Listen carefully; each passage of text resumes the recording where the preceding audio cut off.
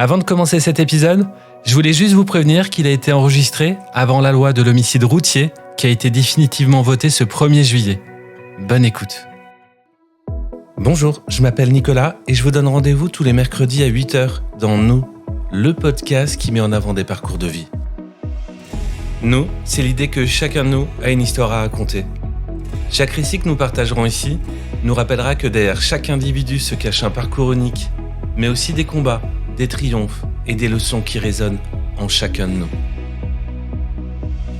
Dans l'épisode d'aujourd'hui, nous allons découvrir le témoignage bouleversant de Cédric. En juillet 2021, sa vie a basculé lorsqu'un chauffard, roulant à plus de 150 km/h avec 2,6 grammes d'alcool dans le sang, a violemment percuté sa voiture. Sa fille, âgée seulement de 17 jours, a perdu la vie dans cet accident. Cédric partage avec nous son combat quotidien pour surmonter cette tragédie, son cheminement dans le deuil et son engagement pour une meilleure prévention routière. Un témoignage fort et nécessaire pour ne jamais oublier que derrière les statistiques routières, il y a des vies brisées. Préparez-vous à découvrir le pouvoir de la résilience face aux épreuves de la vie. Parce qu'ensemble, nous sommes plus forts. Bienvenue dans Nous.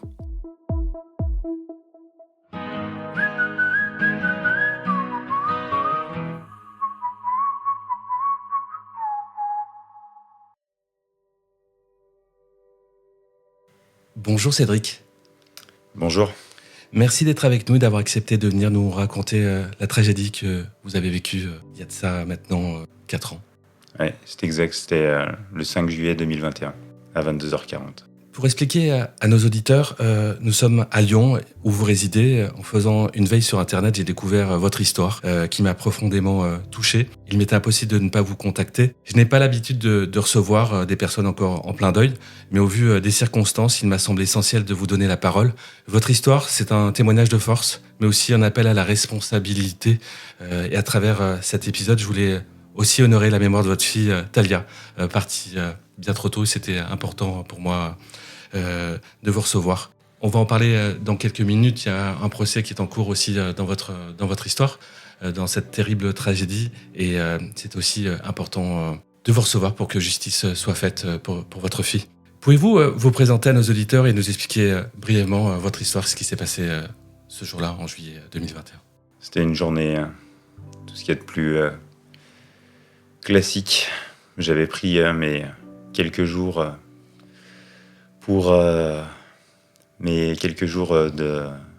naissance de ma fille Talia, les jours de père d'enfant, et du coup j'avais posé mes vacances et on partait avec ma femme dans notre résidence secondaire au Cap d'Agde pour montrer à notre fille Talia l'endroit où nous aimions aller pour faire du bateau, nous promener sur le port, faire des petits restaurants, profiter du soleil, de la mer. Et on avait respecté toutes les conditions nécessaires. On avait fait la pause sur l'aire d'autoroute de Mornas. On roulait sur la voie de droite à 110 km/h tranquillement. C'était un lundi soir, il n'y avait pas grand monde sur la route. On prenait jamais la route justement le week-end pour éviter le monde. Et là, il nous a manqué du temps pour sortir de l'autoroute. Et on a rencontré ce chauffard, ce tueur, qui a déjà fait peur à une dizaine ou une quinzaine de personnes, je ne me rappelle plus. C'est marqué sur les rapports de police, où il faisait des appels de phare. Il a frôlé des rétroviseurs. Il doublait à droite, il doublait à gauche, sur l'autoroute. Et là, il nous a percuté notre voiture. C'était la voiture de mon père, c'était une Logan Dacia. Il nous l'avait cédée parce qu'en plus, il était décédé en 2015. Et du coup, il nous a percuté à plus de 156 km/h sur le côté gauche de la voiture. Nous, on était sur la voie de droite, on roulait tranquillement à 110 km/h. Il avait 2,62 g d'alcool dans le sang quand il nous a percutés. Il a tué ma fille, Talia, qui avait 17 jours, sur le coup. Moi, j'étais à l'arrière. C'est ma femme qui conduisait. Moi, j'ai été dans le coma pendant plusieurs jours. Ma femme, elle a vécu la nuit de l'horreur. On a fait des tonneaux avec la voiture. Lui, bien sûr, n'a quasi rien eu parce que quand on donne le coup avec une voiture, on a quasi rien en fait. Il est sorti le lendemain pour aller directement en casse-prison, mais malheureusement que quelques mois. Et nous voilà retrouvés au CHU de Montpellier, à la Péronie, où ma fille décédait le lendemain à 8h le matin. Vous l'avez su quelques jours plus tard parce que vous étiez dans un coma, c'est ça? Moi, je l'ai su 4-5 jours après, et encore, j'ai vraiment pas réalisé parce que j'étais sous morphine, et du coup, j'avais du mal à... J'étais dans un état très comateux, et du coup, j'avais du mal à être lucide, en fait. À quel moment vous avez été lucide et que vous avez compris ce qui se passait? Je pense que j'ai compris quand je commençais à sortir de l'hôpital. Et au lieu d'être dans notre résidence secondaire au Cap d'Agde, on se retrouvait dans cet hôpital. Ma fille décédée le lendemain. Ma femme avec de multiples blessures. Moi avec mon bras gauche complètement éclaté. Et on était là pour profiter des vacances. Et quand on a rencontré ce tueur qui nous a détruit nos vies. Et ça, c'est impardonnable. C'est impardonnable. Et moi, je comprends pas comment on peut prendre la route avec 2,6 grammes d'alcool, de conduire aussi vite sur l'autoroute. Il y a vraiment un manque de responsabilité, on va en parler tout à l'heure, mais il faut vraiment qu'au plus haut sommet de l'État, qu'on puisse être plus dur avec ce type d'acte qui devrait être interdit. Peut-être prendre exemple également dans d'autres pays, en fait, où on est un peu plus respectueux en fait sur la route. En fait, je sais pas si c'est le bon mot, mais en fait, il faut vraiment qu'on soit vraiment qu'on prenne ce type de sujet beaucoup plus au sérieux.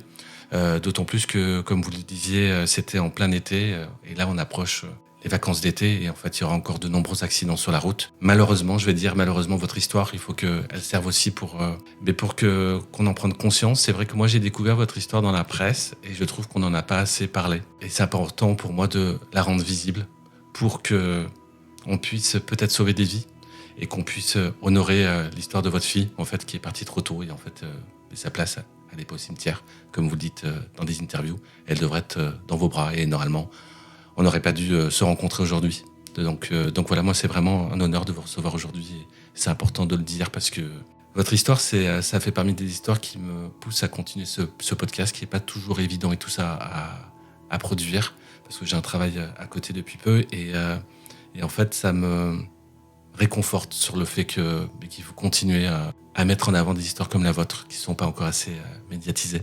Par rapport à Talia, qui est partie très tôt, vous avez dû l'enterrer. Une étape douloureuse. Oui, mais ce qui est le plus terrible, c'est que même avant l'enterrement, il y a eu une étape encore plus dure et plus difficile.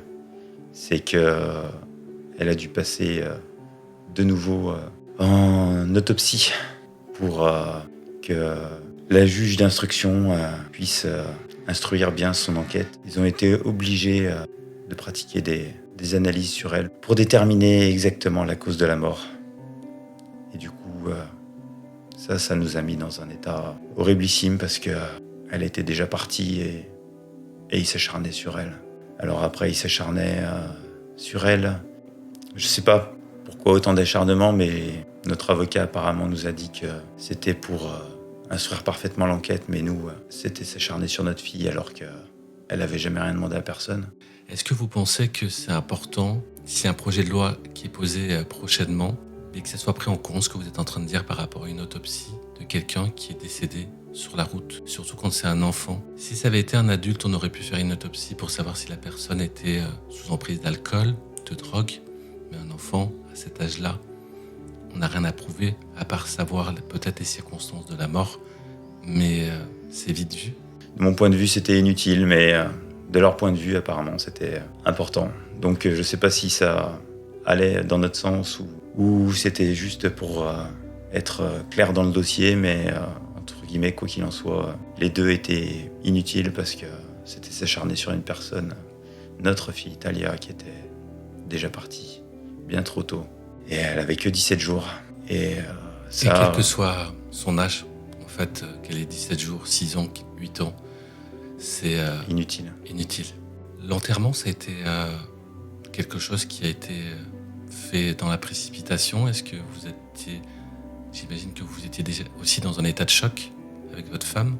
Ouais, l'enterrement, malheureusement, ça a été une épreuve très difficile. On a fait une cérémonie à l'église Saint-Viateur à Oulin. Tout le monde était dans un état terrible. Les grands-mères, les arrière-grands-mères, le grand-père à ma compagne.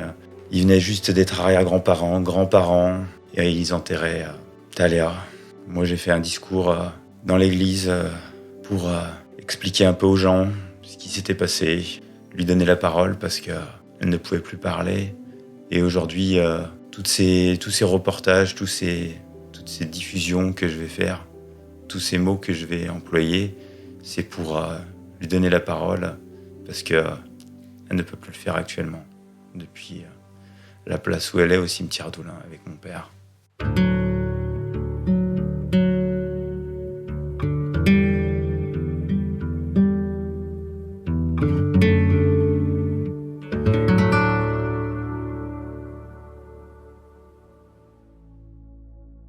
Il y a eu un premier jugement qui a eu lieu il y a quelques semaines. Ce fut une épreuve très difficile. Des gens comme nous qui vivent plusieurs vies comme ça, des situations où on ne devrait jamais avoir à vivre, parce que c'est pas des situations très classiques de faire tout ce qu'on fait. Et se retrouver en plein milieu d'un procès, comme dans les films d'ailleurs, où on était sur le banc des témoins, des parties civiles. En face, on avait les juges. À droite, on avait le greffier. À gauche, on avait le parquet. Sur le côté gauche, il y avait le tueur, celui qui avait tué ma fille. Et juste derrière nous, on avait nos avocats respectifs. Et là, pendant 3 heures, il y a eu ce procès, où il y a eu un déroulement, où d'abord, les 3 juges, sur 3 juges, il n'y en a qu'un seul qui a parlé. Et le juge principal interrogeait. Ce juge, en fait, posait des questions à ce personnage. Ce qui était fou, c'est qu'il parlait pas assez fort au micro. Déjà, on n'entendait rien de ce qu'il disait. On avait l'impression que dans sa voix, il n'y avait aucun remords, il était transparent, il était vide en fait. Vous nous rappelez le type de personne quel âge il a en fait Bon, des faits, il avait 23 ans, donc 4 ans après, il devait en avoir 26 à peu près, 26, 27. Il avait un permis de conduire ? Il avait un permis de conduire, oui, tout à fait. Et c'était un récidiviste, est-ce que... Malheureusement, il n'était pas qualifié par la justice en tant que récidiviste, mais il avait déjà commis des actes en mars 2019 où il avait fait que des dégâts matériels, mais toujours sous l'emprise d'alcool. Et malheureusement, à cause du Covid et à cause des procédures juridiques qui sont tellement longues, il n'avait pas pu être jugé en fait. Il est considéré comme récidiviste à nos yeux, mais pas aux yeux de la justice. Ils en ont juste parlé pendant le procès qu'il avait déjà commis des actes comme ça.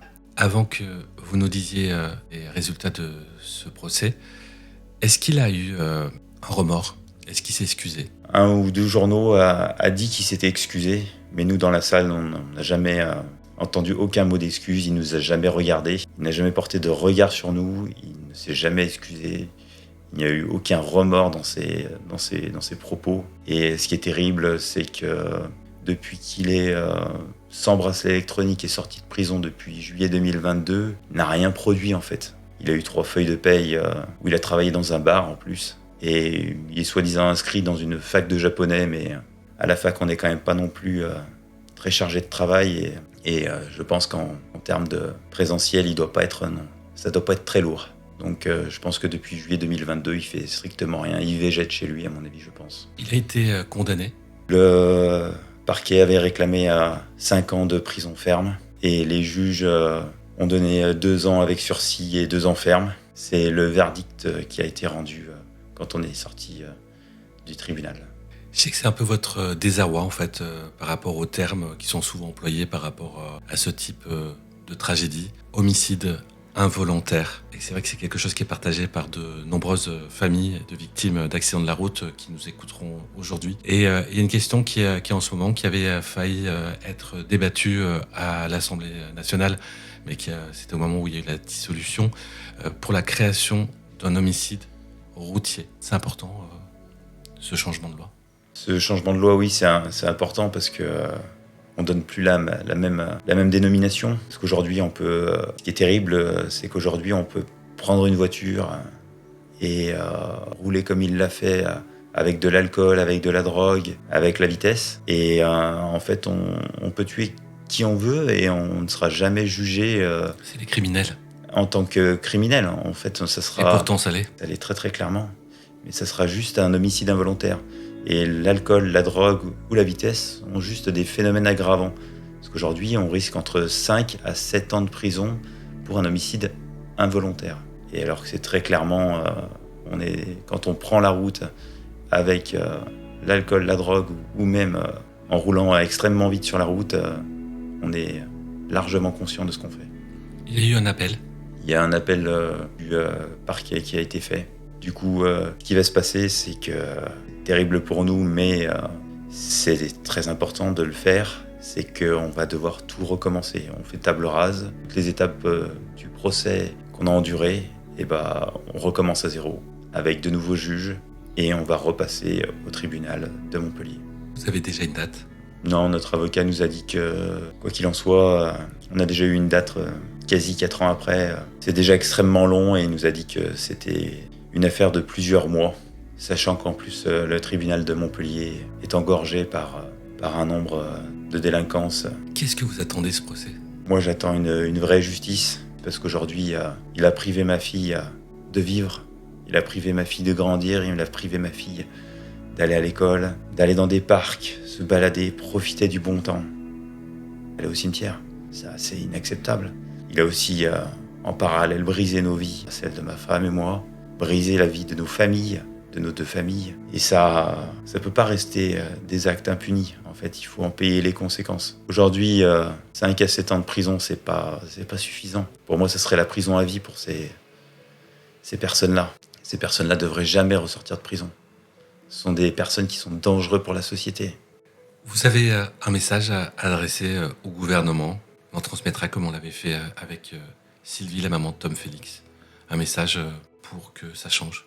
Le message pour moi, c'est qu'il faut rendre justice quand c'est nécessaire. Et là, c'est plus que nécessaire parce que tuer un nourrisson dans de telles circonstances, c'est inacceptable. Et aujourd'hui, si ces personnes-là avaient été touchées de ce qui s'est passé, je pense qu'on n'en serait pas dans le même cas de figure en fait. La voix aurait été plus portée.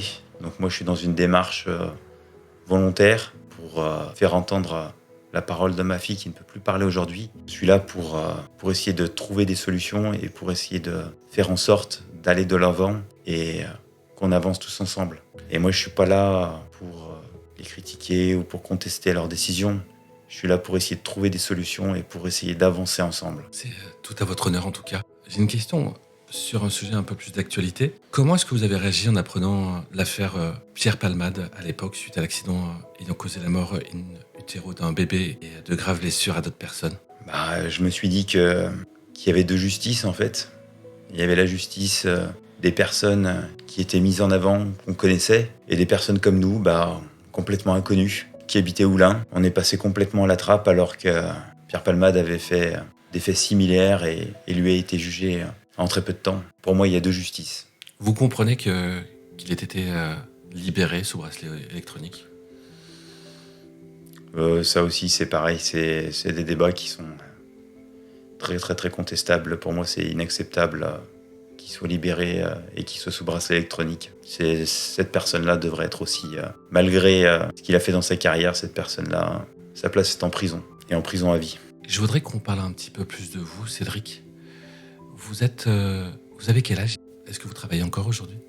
J'ai 40 ans, je suis en invalidité. Suite à l'accident? Suite à l'accident, je suis en invalidité parce que j'ai subi de multiples traumatismes, blessures qui me font qu'aujourd'hui, je navigue entre différents hôpitaux de jour, différents kinés. Je vais à la balnéo, je fais du laser pour mon bras, je fais de nombreux soins, je vais à l'ostéo et je suis toujours dans des démarches aussi administratives avec mon avocat, avec la métropole de Lyon.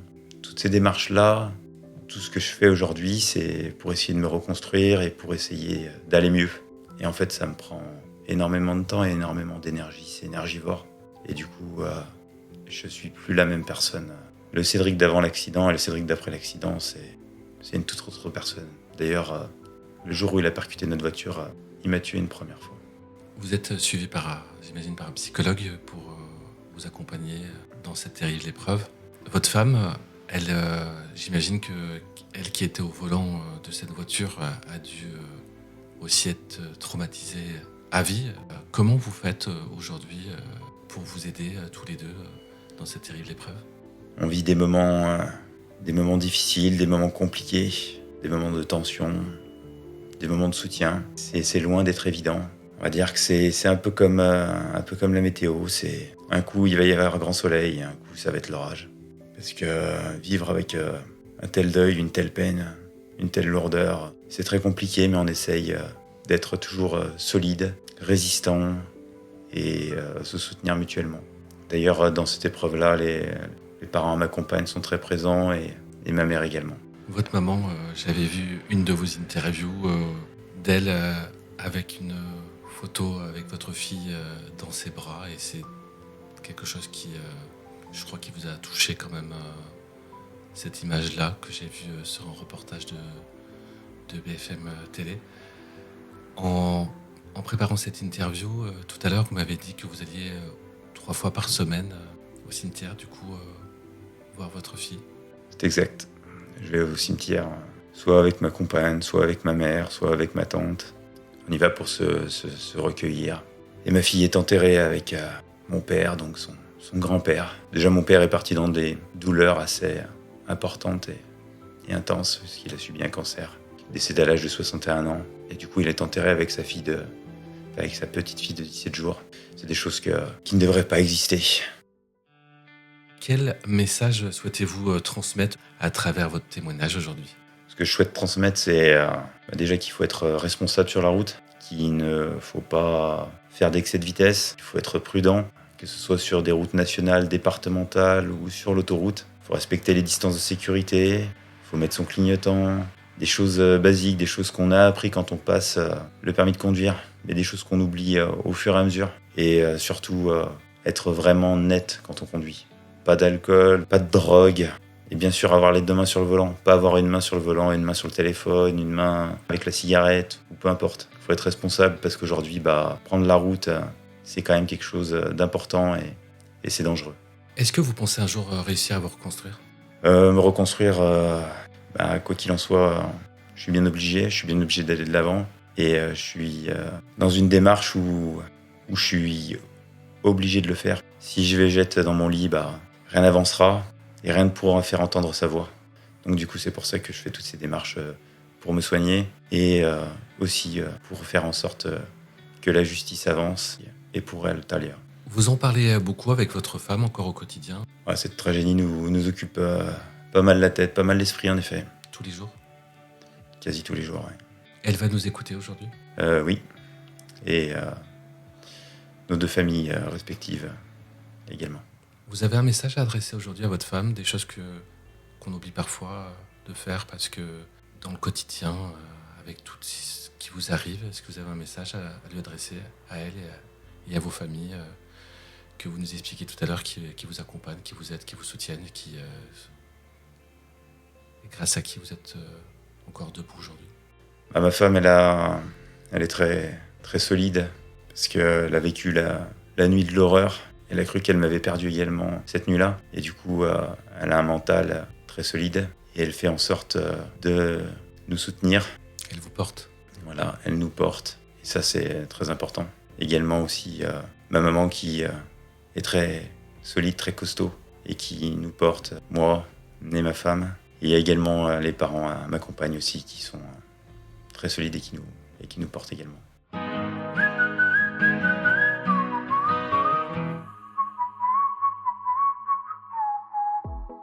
Cet épisode touche déjà à sa fin. Merci Cédric d'avoir été avec nous, d'avoir trouvé la force de venir partager votre histoire avec nous. Votre témoignage nous a profondément touchés et nous rappelle l'importance de la vigilance sur la route. Vous l'avez bien dit, c'est important de le rappeler, surtout quelques semaines avant le départ des vacances cet été.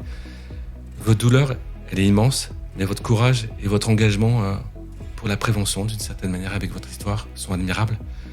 En honorant la mémoire de votre fille, vous contribuez à sensibiliser, espérons-le, à sauver des vies. Je ne sais pas si vous vous en rendez compte.